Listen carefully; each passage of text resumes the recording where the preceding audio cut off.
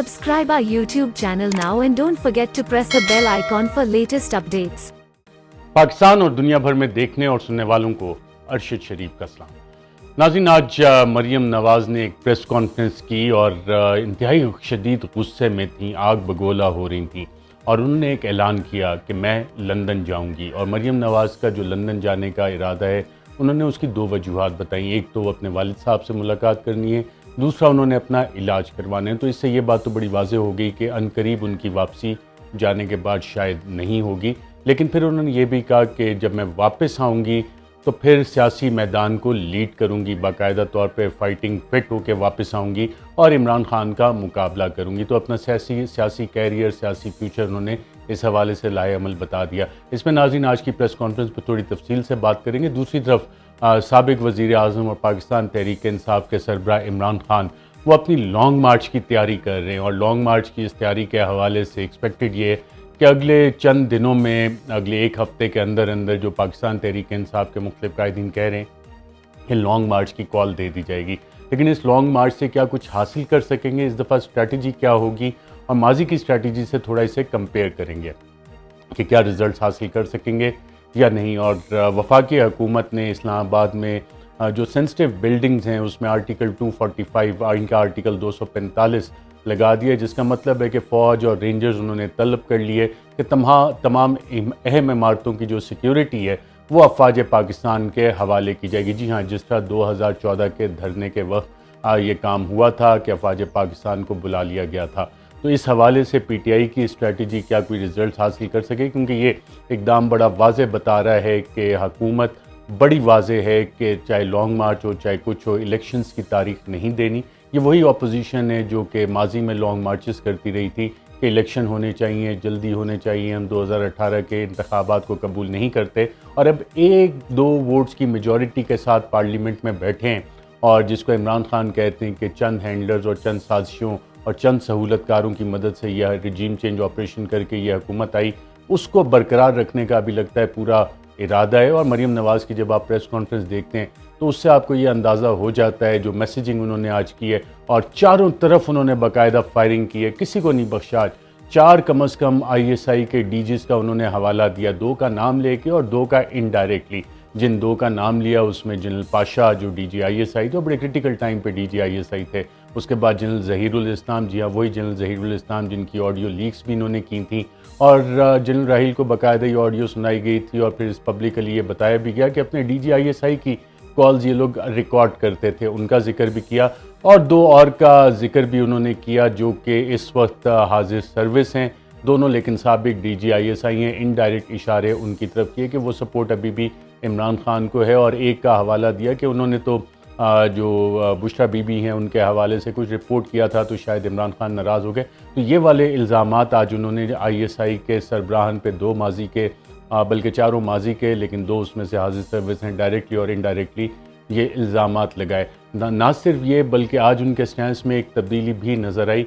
जो उन्होंने इमरान खान के क्लिप्स चलाए वो तब्दीली पाकिस्तान मुस्लिम लीग नवाज़ और मरियम नवाज़ के स्टैंस में आई, क्योंकि इमरान खान ने ये सिलसिला शुरू किया था और अक्सर तजियाकारों का ख्याल है कि इमरान खान जो भी ट्रेंड शुरू करते हैं मरियम नवाज़ उसे फॉलो करने की कोशिश करती हैं, या उनके स्ट्रैटेजिक मीडिया सेल में जो लोग हैं वो बिल्कुल एग्जैक्टली वही चीज़ें कॉपी करके मरियम बीबी को मशवरा देते हैं कि जी देखें इमरान खान ने ये किया तो आप भी ये करें तो बड़ा अच्छा हो जाएगा। और इसी हवाले से जितनी भी मसलन फ़हाद हुसैन वहाँ पे एडवाइज़र हैं स्ट्रैटेजिक कम्युनिकेशन के, अब पता नहीं उनका आइडिया था या किसी और का, लेकिन क्योंकि एडवाइज़र है, ऑफिशियल पोजीशन है, और जो स्ट्रैटेजिक मीडिया सेल है नून लीग का, जिस तरह से वो काम करता है और जिस तरह से वो मशवरे देते हैं जो कि सारे के सारे उल्टे पड़ते हैं और फिर फाइनली उनको यही ख्याल आता है कि जी जो इमरान खान कर रहा है वही करते हैं। तो आज मरियम नवाज़ ने भी इमरान खान के क्लिप्स अपनी प्रेस कॉन्फ्रेंस में चलाए और इमरान खान जलसों में इनके क्लिप्स चलाते हैं, तो एक और दफ़ा इमरान खान की नकल करने की बाकायदा कोशिश की गई है आज की इस प्रेस कॉन्फ्रेंस में। और उन क्लिप्स में चला के कहा क्या गया, जो मैसेज देने की कोशिश की उसमें उन्होंने डिफ्रेंशिएट किया कि माजी में जब मरियम नवाज़ और नवाज़ शरीफ आर्मी चीफ का नाम लेके उनको क्वेश्चन करते थे, DG ISI का नाम लेके उन्हें क्वेश्चन करते थे, तो वो क्या मतलब होता था। और इमरान खान जिन्होंने अभी तक नाम भी नहीं लिया और जो जो टर्मिनोलॉजीज़ उन्होंने इस्तेमाल की, उन्होंने उन तमाम टर्मिनोलॉजीज़ को डायरेक्टली एसोसिएट कर दिया आर्मी चीफ के साथ, अफवाज पाकिस्तान के साथ, और अपनी तरफ से हमदर्द बनने की बड़ी बाकायदा कोशिश की और उस तरह की मैसेजिंग करने की कोशिश की और इसमें ये डिफ्रेंशिएट किया गया कि नहीं जनाब, इमरान खान जो कर रहा है ये तो नाकाबिले माफ़ी, हमने जो किया था वो बिल्कुल सही था। इससे नाज़रीन एक बड़ा सवाल ये भी बनता है कि हमारी अफवाज पाकिस्तान, जिसमें Pakistan air force, Pakistan navy, Pakistan army और दीगर लॉ इन्फोर्समेंट एजेंसीज़, उसमें जो काम है उनका, जो असल काम है और जो बड़ी अच्छी तरह से करते हैं, अपनी जान हथेली पर रख के हमारे भाई वो काम करते हैं, हमारी बहनें जो अफवाज पाकिस्तान में कोई बॉर्डर्स के ऊपर, कोई सियाचिन पे, कोई अरेबियन सी में, कोई पाकिस्तान की फ़ज़ाई हदूद की हिफाजत कर रहा है, बाकायदा बड़ी मुश्किल हालात में वो काम करते हैं, उनका सियासत से कोई ताल्लुक़ नहीं है। तो फिर ये सियासत से ताल्लुक़ किसका है जिस वजह से ये सवालात उठाए जाते हैं। और अब मुल्क की बड़ी सियासी जमातें, चाहे पाकिस्तान तहरीक इंसाफ हो, इनडायरेक्टली उठा रही है, या पाकिस्तान मुस्लिम लीग नवाज़ माजी में डायरेक्टली उठाती रही और अब मगरमच्छ के आंसू बहा के हमदर्द बनने की कोशिश कर रही है। तो जो फंडामेंटल काम है आइन में दिया गया, अगर वहाँ तक रिस्ट्रिक्ट हो और सिर्फ सिक्योरिटी का हो तो सब उनको तारीफ़ भी करते हैं और उनकी बाकायदा तौर पे कहते हैं कि नहीं हमारे माथे का झूमर है ये हमारी अफवाज, अगर अपना काम सिक्योरिटी का ही करें। ये वाले जब सवालात आते हैं तो ये यकीनन सवाल उठता है और इशारे भी मिलते हैं कि ये काम कौन कर रहा है कि जी प्राइम मिनिस्टर की सिक्योर लाइन, जो इमरान खान ने कहा कि जी जो मेरी बात हो रही थी आज़म खान से, वो तो प्राइम मिनिस्टर की सिक्योर लाइन पे बात हो रही थी। अब ये कौन है जो प्राइम मिनिस्टर की सिक्योर लाइन जो है उसको भी बाकायदा तौर पे टैप करता है। और इसी तरह शहबाज शरीफ की गुफ्तगू भी सामने आई, जो कि वो बातचीत कर रहे थे। तो जब इस तरह की चीज़ें होती हैं और जब बिहाइंड द सीन्स रह के कुछ काम किया जाता है कि जनाब हमारे तो फिंगरप्रिंट्स भी नहीं आएंगे, हम तो बड़े खुफिया तरीके से ये काम करेंगे, तो फिर पूरे के पूरे इदारे पे सवालात उठते हैं और ऐसे काम नहीं होने चाहिए। जो आइनी किरदार है वही होना चाहिए और अगर कोई ऐसा काम कर रहा है तो जो इंस्टीट्यूशनल अकाउंटेबिलिटी और जो लीगल अकाउंटेबिलिटी है वो होनी चाहिए। और इस हवाले से हमारे पास असगर खान केस की मिसाल मौजूद है जिसमें जो किरदार सामने आए, जो रोल सामने आया, उस तरह का किरदार नहीं होना चाहिए। मरीम नवाज़ ने नाज़रीन आज जो प्रेस कॉन्फ्रेंस की उससे हमें एक और चीज़ का भी अंदाज़ा होता है कि उन्हें शदीद गुस्सा है कि इमरान खान को जो इंसाफ मिल रहा है, जो जस्टिस मिल रहा है, उसका उन्होंने कंपैरिजन अपने साथ करने की कोशिश की, अपने खिलाफ केसेस की कोशिश की, लेकिन ये नहीं बताया कि इमरान खान के तो लंदन में तो कोई प्रॉपर्टीज़ नहीं है, उन्होंने तो कोई एवनफील्ड अपार्टमेंट नहीं बनाया, उन्होंने तो कोई सरे मेंशन नहीं बनाया। माजी में जब उन्होंने 2000 बोतलों का कहा था, आज वो जिक्र नहीं किया क्योंकि वो उल्टी पड़ गई। और इमरान खान को सब ने देखा था, एक डायरी उठा के गए थे और 2000 बोतलें ट्रक में ले जानी पड़ती हैं। तो इसलिए जिसने भी ये मशवरा दिया था या मरियम बीबी को बात बताई थी, उसने बड़ी ज़्यादती की थी मरियम बीबी के साथ। तो आज वो फिर पुरानी जो गर्दान थी उसके ऊपर आ गई, जो कि अभी तक एक भी चीज़ साबित नहीं हुई, ना कि ये आगे जाके साबित होंगी, चाहे वो तोशा खाना का हवाला दे रही थी या बाकी। क्योंकि इमरान खान की ज़ाती करप्शन यहाँ पे आपको नज़र नहीं आ रही। उनकी टीम में बहुत सारी बीमारियाँ होंगी, बुराइयाँ होंगी, शायद करप्शन के केसेस भी अगर मैं कर रहा होता तो शायद कुछ निकाल ही लेते वहाँ पे तहकीकात करके, लेकिन वो चीज़ें इनकी अपनी अक्लमंदियों की वजह से चीज़ें नहीं निकल सकी।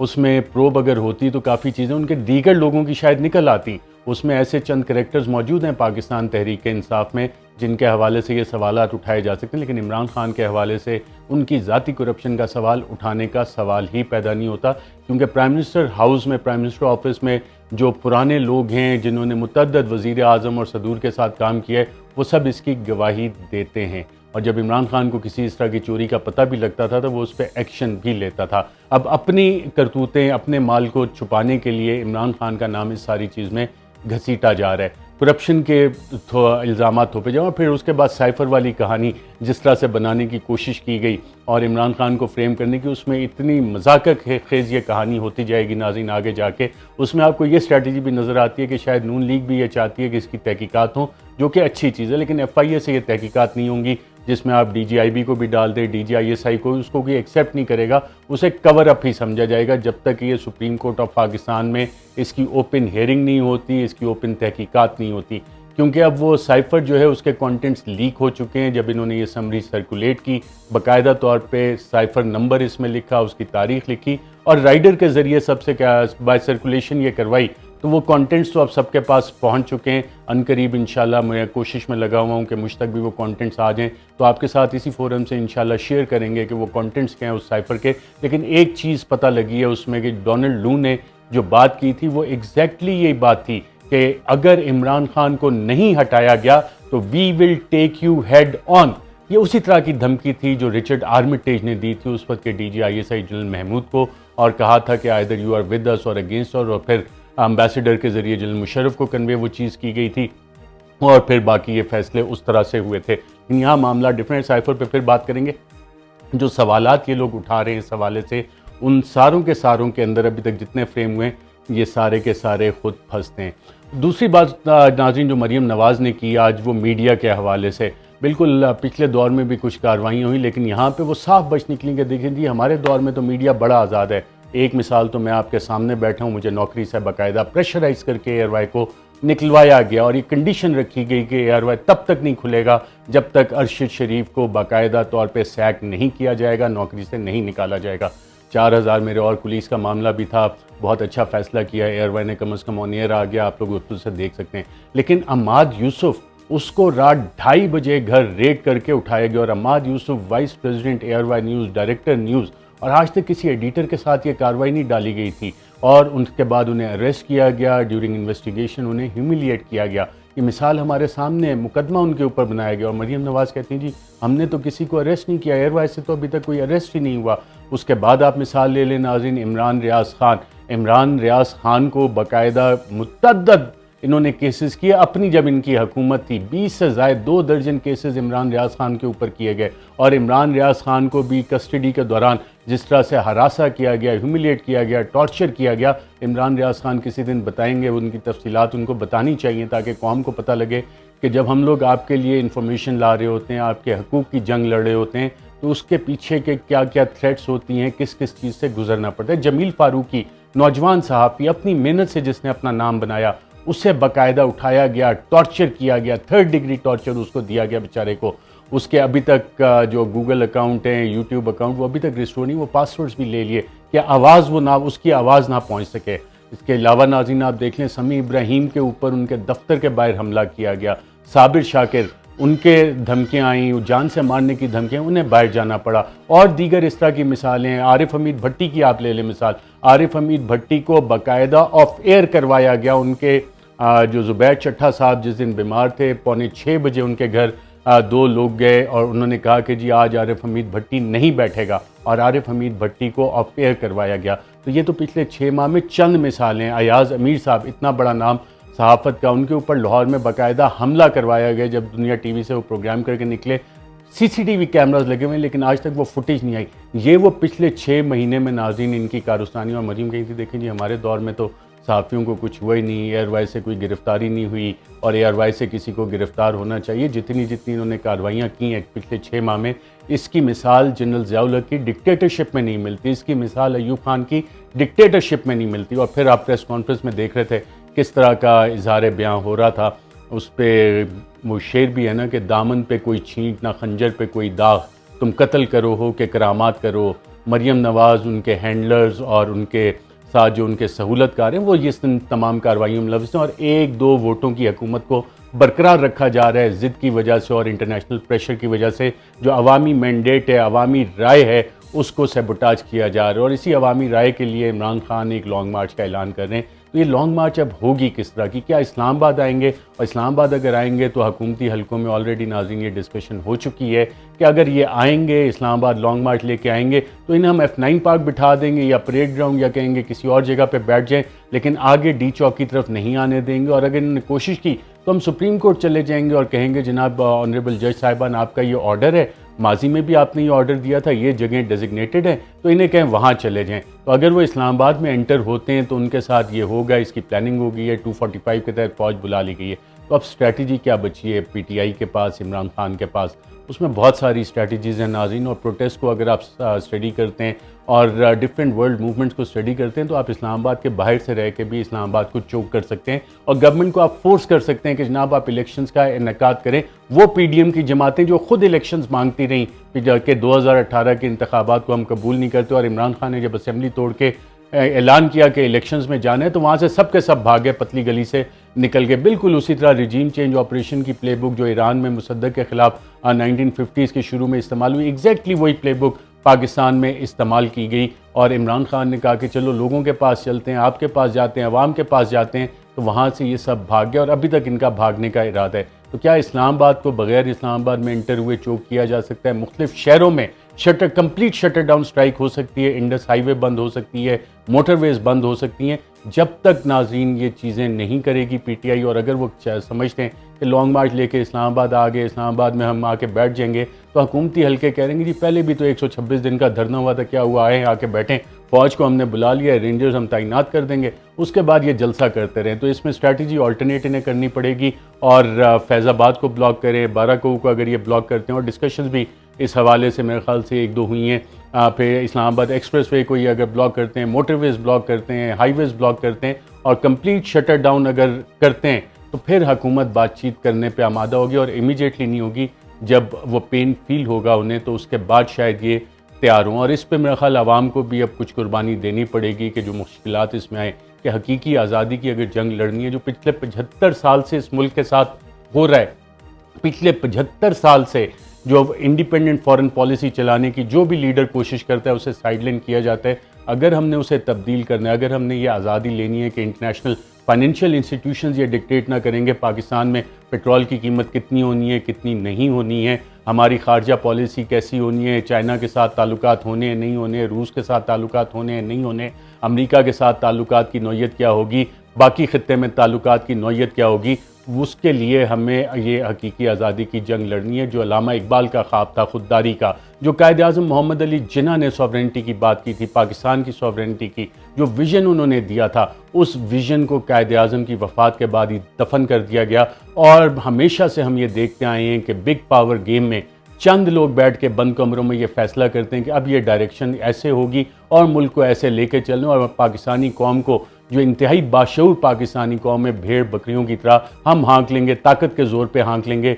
मेरे ख्याल से ये फाइनल बैटल है। और इसके बाद अगर आपके बच्चों का मुस्तकबिल, जैसे इमरान खान कहते हैं, वो आप बेहतर चाहते हैं, तो इसमें हर पाकिस्तानी को शायद खड़ा होना पड़ेगा, आवाज़ उठानी पड़ेगी, कुर्बानी देनी पड़ेगी, और इस हक़ की जंग में ये डिसाइड करना पड़ेगा कि पाकिस्तान के फ़ैसले पाकिस्तानी कौम करेगी, पाकिस्तान का हर शहरी करेगा।